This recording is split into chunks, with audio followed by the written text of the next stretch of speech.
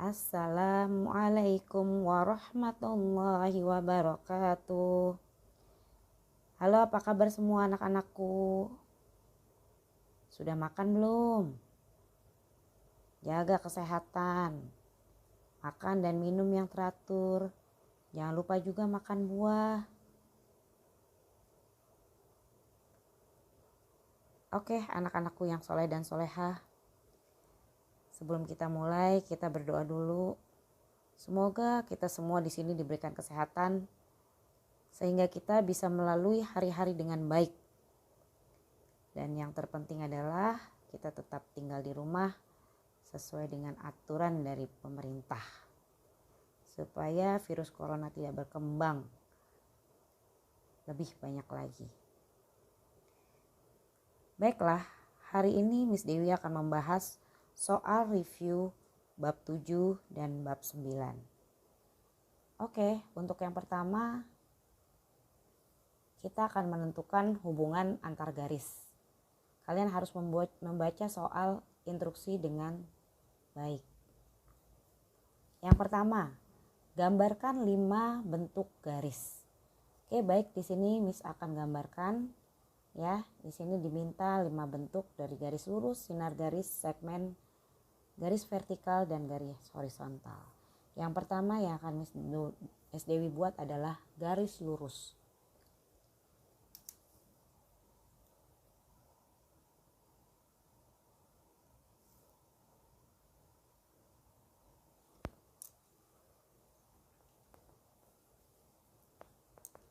Untuk garis lurus jangan lupa diberikan nama. Di sini Miss kasih garis AB dan disimbolkan seperti ini. Kemudian yang kedua adalah sinar garis.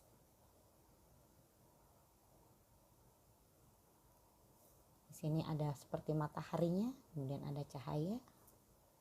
Di sini akan kita beri sinar garis CD.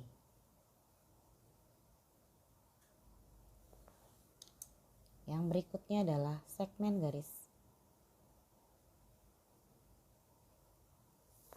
Segmen garis EF.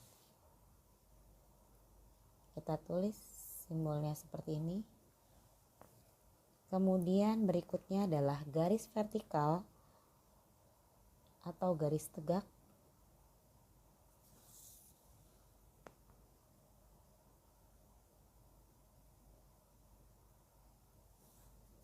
Yang berikutnya adalah garis mendatar atau garis horizontal.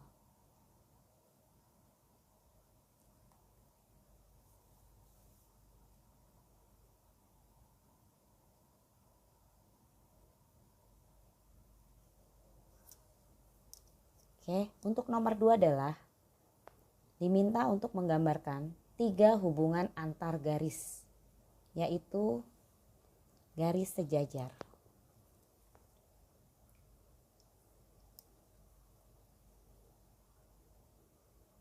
Untuk garis sejajar, kalian boleh membuat 1 buah garis. Kemudian kalian membuat garis yang berikutnya sejajar dengan garis yang pertama. Sehingga akan dihasilkan 2 buah garis yang sejajar. Kemudian berikutnya garis berpotongan. Untuk garis berpotongan, gambar yang pertama yang akan dibuat adalah garis yang menyilang.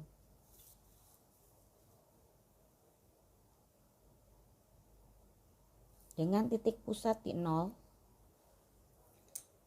Dan berikutnya adalah garis berpotongan tegak lurus.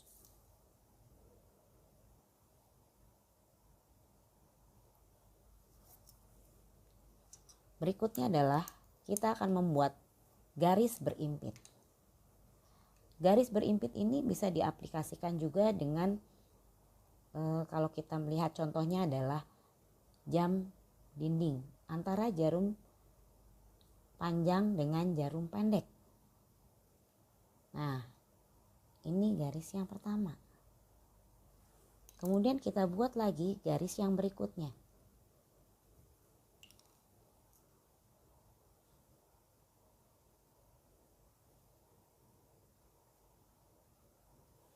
sehingga kedua garis tampak terlihat bertumpuk. Oke, sekarang kita akan membahas soal nomor 3. Perhatikan gambar di samping dan tentukan ya 4 pasang sudut sahadap. Oke, di sini Miss akan contohkan ya untuk 4 pasang sudut sahadap.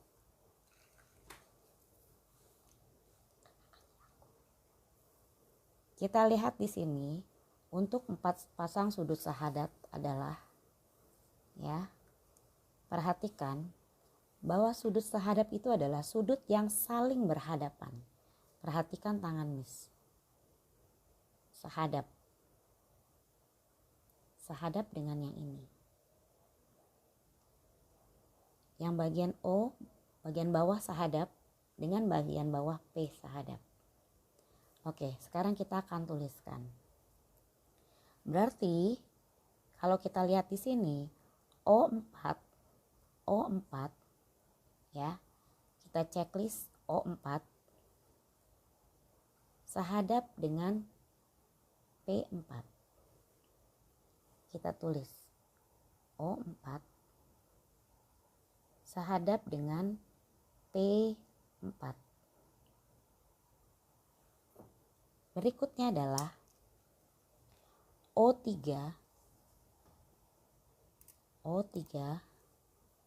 sahadap dengan P3. O3 sahadap dengan P3. Berikutnya adalah O1 dengan warna hijau sahadap dengan P1 yang warna hijau.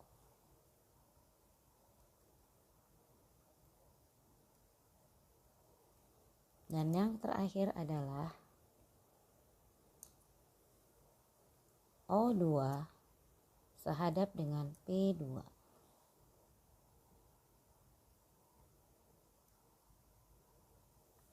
Untuk bagian P, 2 pasang sudut berseberangan. Kita akan ganti. Oke, ini adalah bagian B. 2 pasang sudut berseberangan. Sudut dalam berseberangan. Kita akan lihat bahwa sudut dalam berseberangan adalah yang berada di antara 2 buah garis di dalamnya. Kita akan mulai. Yang pertama adalah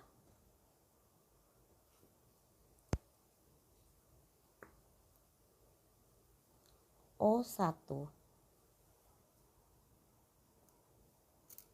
berseberangan dengan P3. O1 berseberangan dengan P3. Kemudian berikutnya adalah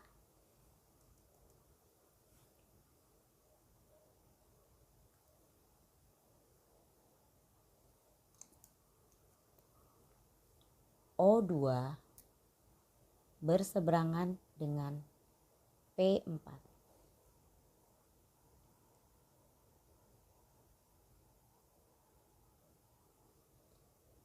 Oke, inilah sudut dalam berseberangan.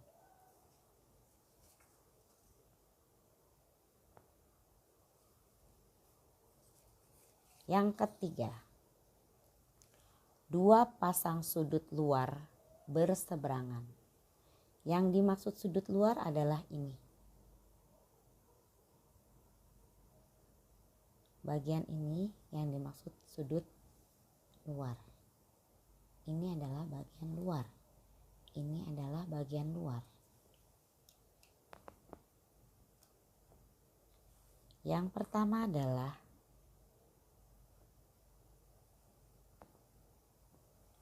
O4 berseberangan luar dengan P2.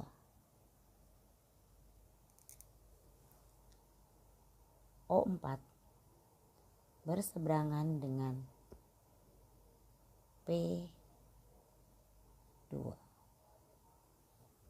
Yang berikutnya adalah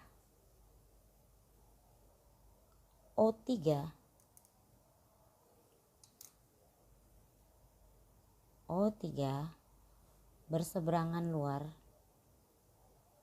dengan sudut P1. O3 berseberangan dengan P1. O3 nyebrang. O3 P1, O4 P2. O3 berseberangan dengan P1. Oke.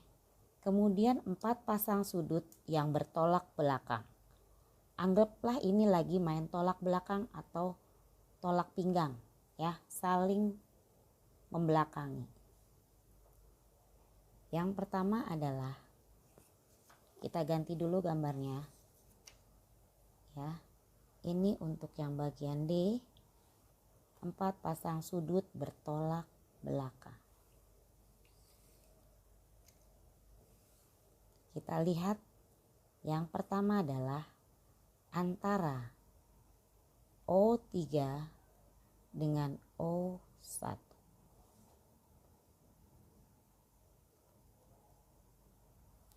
Yang berikutnya adalah antara O4 dan O2.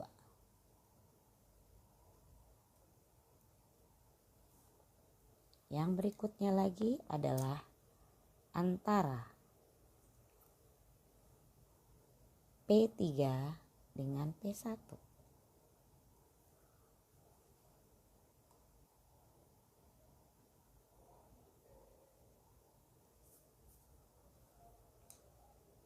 Kemudian berikutnya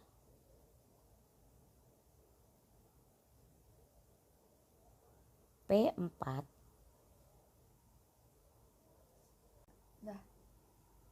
Oke, berikutnya Miss akan menjelaskan dan menentukan ukuran sudut pada bangun datar dengan menggunakan busur derajat.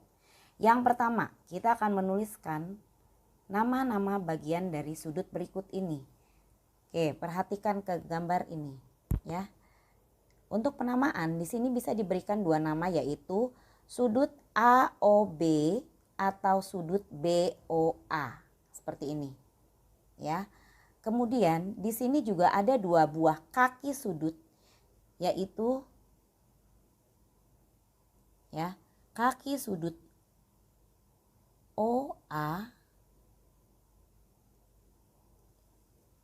dan OB, ya. Kaki sudut di sini mempunyai 2 buah garis, ya. Diulang lagi.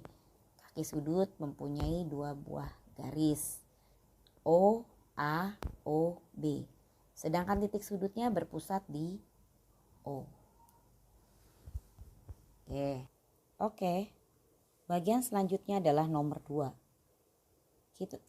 Kita akan menggambarkan 4 jenis sudut. Yang pertama adalah sudut lancip. Sudut lancip ini adalah sudut yang lebih kecil daripada 90 derajat. Ya. Kalau kita lihat busurnya seperti ini. Ya, ini adalah titik 90 derajat. Ya, berarti kalau lebih kecil, berarti dia di bawahnya daripada 90.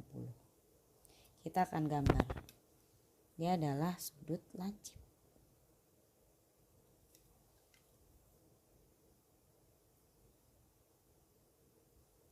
Sudut yang berikutnya adalah sudut tumpul. Sudut tumpul adalah sudut yang lebih besar daripada 90 derajat.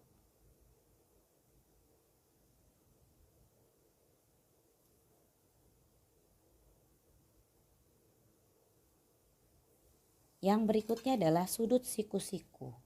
Sudut siku-siku adalah sudut 90 derajat.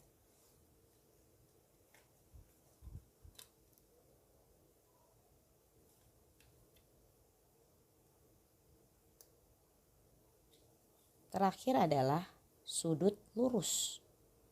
Sudut lurus adalah sudut 180 derajat seperti ini. Ya, inilah dia gambar dari 4 jenis sudut. Yang berikutnya kita akan masuk ke dalam pengukuran sudut pada bangun datar dengan menggunakan busur.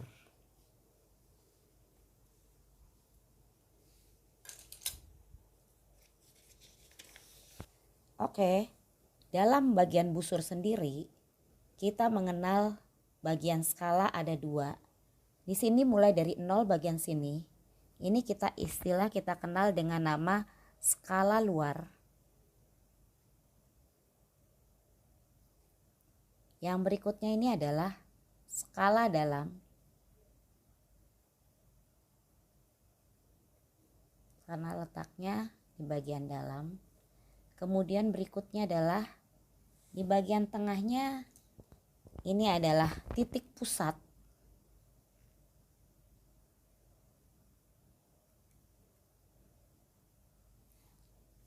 Yang berikutnya adalah garis alas, ya.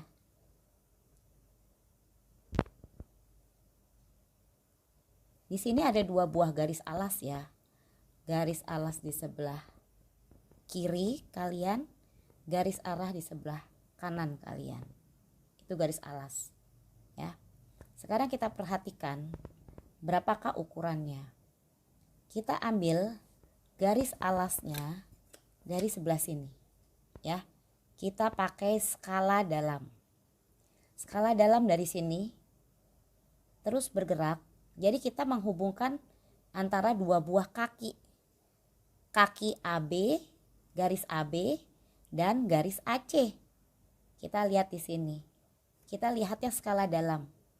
Jangan salah baca skala luar yang dibaca, ya. Skala dalam. Kita lihat pergerakannya 0, 10, 20, 30, 40, 50. Stop. Berhenti dia. Sudutnya adalah 50 derajat. Oke, berikutnya. Kita perhatikan lagi sudut A. Di sini penggunaan busur dengan dimiringkan. Yang terpenting adalah kalau kita menggunakan busur adalah ini titik pusat. Selain titik pusat, yang berikutnya, yang terpenting berikutnya adalah ini garis alas, ya. Ini garis alas.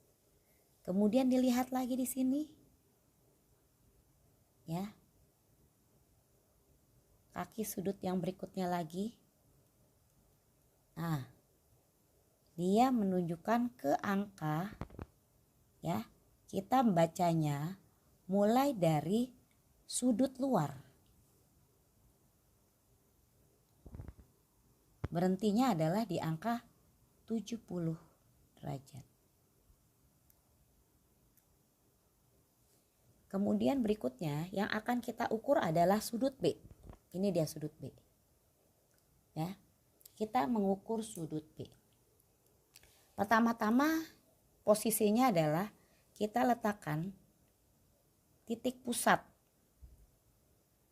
Titik pusat yang bagian tengah. Oke.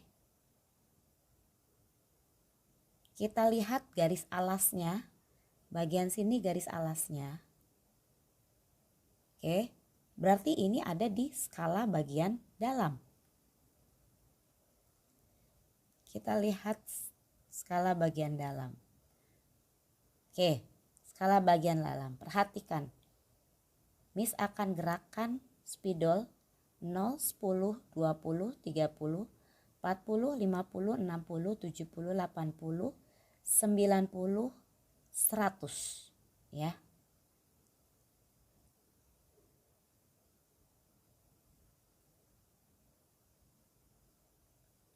Oke. Kurang lebih mendekati angka sudut B adalah antara 104 105, ya.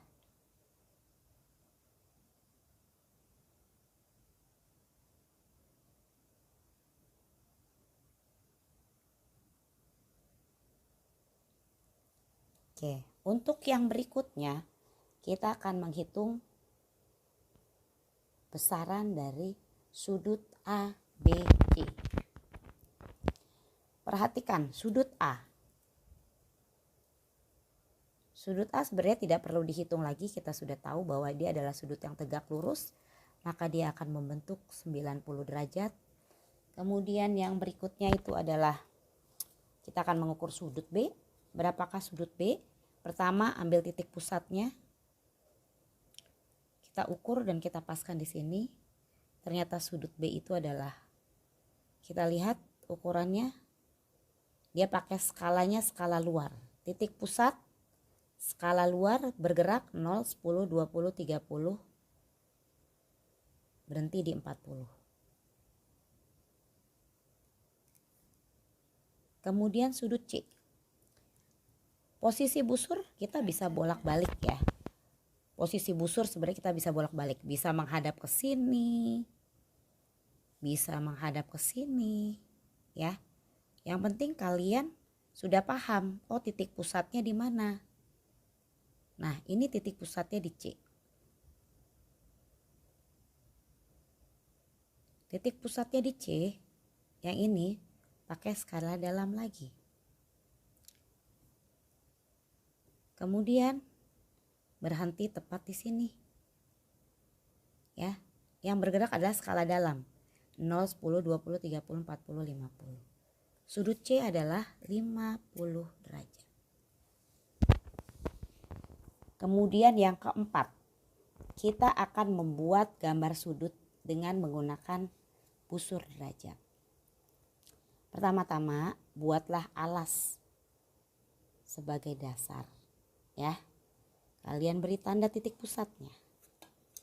Setelah kalian beri tanda titik pusatnya, kalian sejajarkan dengan yang namanya garis alas tadi.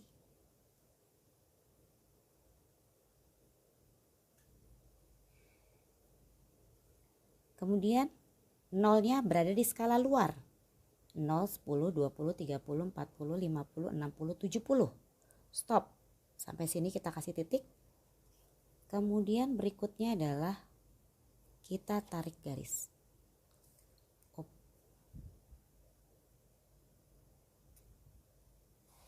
Ya, seperti ini. Oke, berikutnya kita akan membuat busur 110 derajat.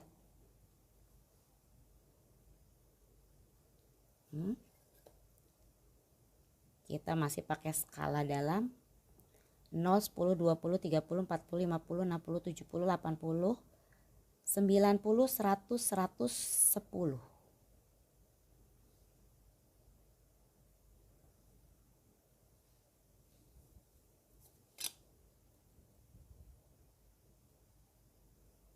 Ya, sudah jadi sudut 110 derajat. Oke, dengan demikian ya, selesai sudah pembahasan dari bab 7 dan bab 9. Semoga kalian bisa sukses, bisa lancar, dan yang terpenting adalah sehat selalu. Oke, wabillahi taufik wal hidayah. Wassalamualaikum warahmatullahi wabarakatuh.